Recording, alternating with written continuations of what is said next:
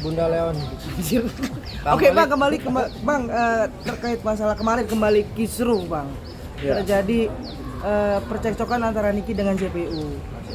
Pihak Niki merasa JPU terlalu banyak memotong ucapan saksi. Itu Ya. dulu Bang, pertama. Itu dibenarkan nggak sih Bang atau memang haknya JPU? Jadi setiap persidangan yang terkait dengan tanya-menanya saksi, jawab-menjawab saksi, baik JPU maupun pengacara maupun majelis hakim, itu selalu seringkali ada intervensi atau pemotongan suatu cerita, gitu supaya cerita kesaksian ini terarah. Gitu. Jadi kalau saksinya ngelantur atau tidak relevan dipotong begitu. Jadi begitu. Jadi bisa dilakukan oleh jaksa, bisa juga dilakukan oleh pengacara. Kalau ada saksi berbicara supaya tepat sasaran kesaksiannya, kemudian tidak ada yang ngelanturnya, makanya dipotong. Seringkali begitu. Itu wajar. Nah, potong-memotong pembicaraan ini biasa terjadi. Itulah yang disebut dalam perdebatan dalam sidang atau proses mencari titik terang keterangan saksi gitu. Nah, kalau ada jaksa memotong-motong pembicaraan, tentunya itu untuk kepentingan pembuktian. Demikian juga kalau ada pengacara itu memotong-motong pembicaraan saksi, itu untuk kepentingan pembuktian juga. Nah, juru tengahnya adalah majelis hakim. Apakah potong-memotong pembicaraan ini relevan apa tidak? Jadi kadang-kadang jaksa kemudian memotong pembicaraan keterangan saksi, jaksa bisa keberatan.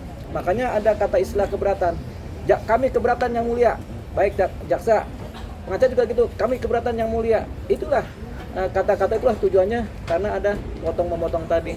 Tapi dalam hukum prosedur hukum acara pidana dan dalam proses persidangan itu dibolehkan.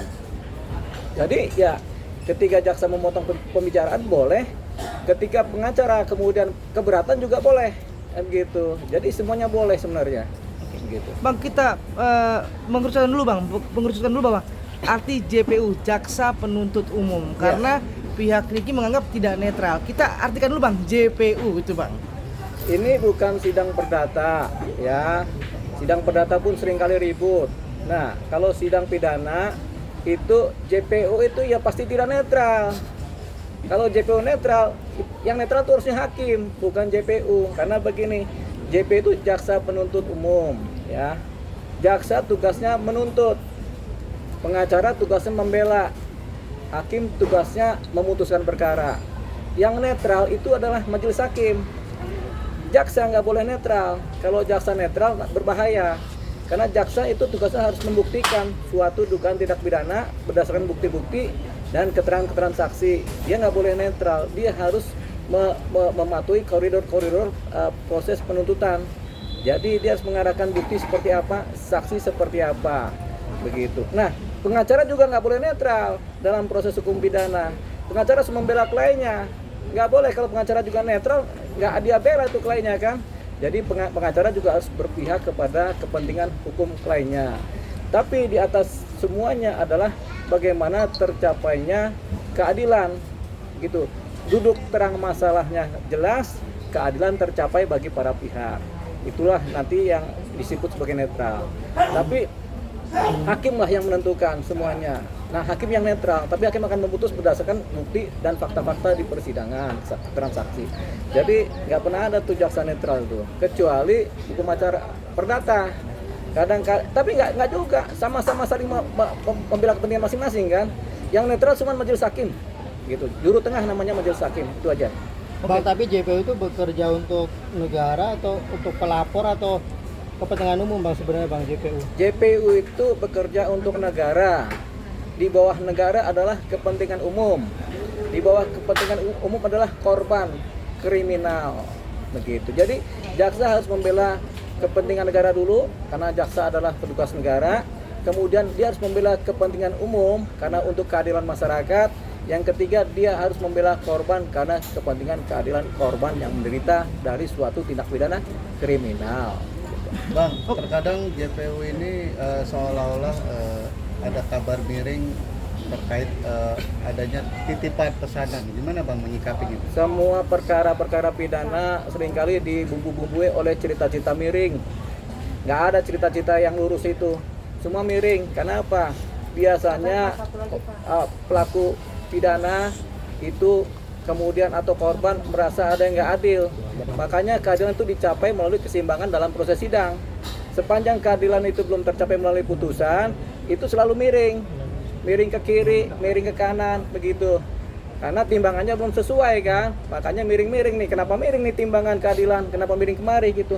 Selalu ada, masing-masing pihak punya sudut pandang mengenai kemiringan dalam berperkara. Termasuk kepada jaksa penuntut umum, pasti ada yang menilai secara miring. Itu nggak ada persoalan, itu wajar saja. Oke Bang, kemarin juga kemarin ada kan sidang itu under control banget Bang, udah seperti apa, kayak riuh reda lah. Udah bukan lagi, udah nggak ada marwahnya Bentar, pengadilan riuh persidangan. rendah apa riuh tinggi? Riuh tinggi Bang ya. Ya, riuh tinggi lah udah ya. nggak ada lagi marwah pengadilan itu seperti udah hilang gitu. Ya. Nah, ini siapa yang harus wajib untuk meluruskan ini Bang supaya clear? Banyak perkara seringkali dibarengi dengan keributan-keributan. Itu adalah posisi ekstrim dalam persidangan, selalu ada begitu.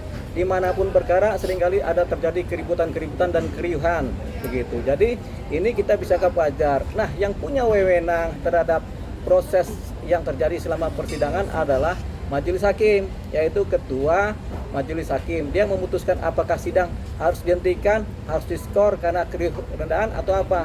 Majelis hakim juga punya kewenangan untuk memerintahkan pejabat keamanan pengadilan untuk kemudian melakukan sterilisasi supaya keadilan berjalan rapi lagi, proses persidangan berjalan baik begitu. Jadi ketua majelis yang punya kewenangan. Oke, mungkin nggak Bang? Satu lagi, mungkin boleh nggak Bang? Ketika minggu lalu, minggu ini makin parah, boleh nggak hakim memutuskan untuk yang tadi terbuka menjadi tertutup sidang ini Bang? Sidang selalu terbuka. Cuman kalau makin parah, majelis hakim bisa memindahkan tempat sidang. Zaman dulu ada sidang perkara keributan antar preman kan. Dari sidangnya di PN Selatan karena keributan yang terjadi, akhirnya dirubah menjadi sidangnya di Polres Jakarta Selatan tempat sidangnya begitu. Jadi yang dirubah tempat sidangnya. Nah, kalau sidangnya nggak bisa tertutup, sidang tertutup itu untuk kepentingan hukum, keadilan, untuk kepentingan pribadi ya, itu baru sidang tertutup gitu. Jadi sidang itu selalu terbuka kecuali ditentukan lain oleh majelis hakim. Tapi tergantung pasal-pasalnya, dakwanya. Kalau dakwaan misalnya tentang pedofilia, ya sidang tertutup. Dakwaan tentang kesusilaan sidang tertutup kebanyakan kan. Tapi kalau pemerasan atau pembunuhan atau itu terbuka. Oke Bang, satu lagi Bang. Ya. Ini kan kemarin menjadi sorotan adalah perilaku JPU ketika selesai sidang tuh masih durang sidang dia merekam Nikita terus. Itu jadi sorotan. Nikita juga sempat agak marah juga. Itu sebenarnya boleh nggak sih Bang? Boleh. Oh boleh. Boleh, merekam. Jadi gini, sepanjang majelis hakim tidak menentukan lain, ketika ada jaksa merekam atau ada pengacara merekam, itu tidak ada persoalan. Karena apa? Pengacara pun merekamnya kadang-kadang handphone digeletakkan tapi direkam. Itu boleh. Panitera pun merekam juga boleh. Jaksa juga merekam boleh. Kan sekarang rekaman nggak cuma suara, ada rekaman visual. Itu boleh. Sepanjang tidak ditentukan lain oleh ketua majelis hakim. Artinya wajar Bang, pantas. Boleh Bang. Boleh, secara etik. boleh memang karena tujuannya untuk pembuktian begitu. Bang terakhir Bang, banyaknya penghinaan terhadap JPU di dalam ruang persidangan Bang. Itu nanti akhirnya akan memberatkan kita sendiri nggak sih Bang sebenarnya? Ya, tergantung siapa yang menghina. Kalau yang menghina orang di pengunjung, ya pengunjungnya yang diusir. Tapi kalau memberatkan tergantung perilaku pribadinya si Nikita sebagai si terdakwanya. Kalau Nikitanya sopan tapi pengunjungnya menghina, ya bukan salah Nikita kan? Kalau Nikita sendiri yang menghina, itu namanya karena dia namanya perberat. Ada perilaku yang dianggap memperberat hukuman karena tidak sopan atau tidak disiplin atau tidak bertingkah laku baik dalam persidangan. Oke, terima kasih Bang. Oke Bang, terkait Niki sudah melaporkan Niki sudah melaporkan jajaran jaksa hakim itu ke KPK terkait suap. Ya. Seperti apa sih Bang aturannya? Ya, pertama Niki sudah pintar sekarang kan. Jadi ketika ada tindak pidana suap atau penyuapan yang diduga dilakukan, dia punya data-data awal, dia sudah melaporkan ke KPK, sudah benar langkahnya. Jadi jangan ribut di pengadilan, di proses sidangnya dia, tapi dia kembali ke kamarnya kalau penyuapan ke KPK atau ke bagian korupsi di Barreskrim, dan dia sudah lakukan itu berarti sudah benar. Tinggal kemudian apakah laporannya kemudian bermakna apa tidak, apakah memenuhi unsur apa tidak, apakah ada data-data valid apa tidak, itu yang akan diperiksa oleh KPK. Sementara laporannya pasti berupa laporan informasi masyarakat begitu. Tinggal nanti verifikasinya datang dari tim penyelidik KPK, apakah sudah masuk unsur apa tidak, KPK bekerja. Tapi yang jelas di kita sudah melakukan langkah yang tepat begitu. Tidak ribut di sidang pembahasan, di sidangnya dia, tapi ributnya di laporan ke KPK. Udah benar. Nah, untuk itu kan juga disertai dengan bukti yang dia punya ya bang. Iya, Presiden. dibawakan aja. Nah, itu berapa lama bang untuk dia haruskah ke KPK ini nanti ke forensik dulu, ke lab, Ya, uji lab bisa segala macam? sebulan, bisa 2 bulan, bisa 3 bulan, bisa 4 bulan, bisa 6 bulan, bisa setahun. Dalam artian diterima pasti diterima, tapi untuk di ACC-nya belum tentu ya. Bang? Ya, semua laporan dugaan korupsi itu selalu diterima oleh KPK. Tinggal dari hasil penyelidikan awalnya, apakah memenuhi unsur korupsi apa tidak, itu nanti KPK menentukan. KPK bekerja. Jadi semua laporan pasti ditindaklanjuti, terutama laporan informasi masyarakat, apapun juga, termasuk laporan Nikita Mirzani. Sip. Oke.